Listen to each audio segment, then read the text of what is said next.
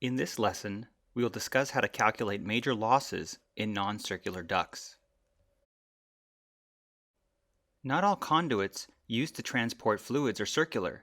For example, many ducts used for heating, ventilation, and air conditioning in buildings have a rectangular cross-section. Regardless of the shape, you can still use the Darcy-Weisbach equation to calculate the major losses. However, the pipe diameter d is replaced by the hydraulic diameter dh. The hydraulic diameter is equal to 4 times the cross-sectional area of the flow A divided by the wetted perimeter L.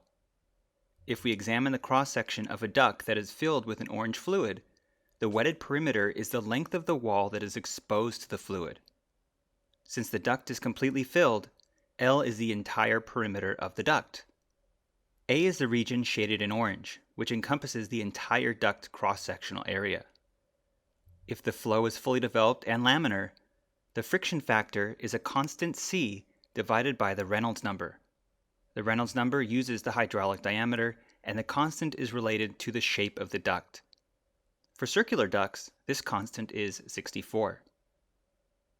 If the flow is fully developed and turbulent, the friction factor will be a function of both the Reynolds number and relative roughness, where both parameters use the hydraulic diameter.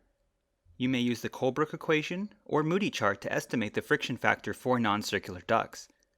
However, keep in mind that the Colebrook equation and Moody chart were based on experiments that used circular pipes, so some additional error will be introduced into your calculations if you use them to calculate the friction factor for non-circular ducts.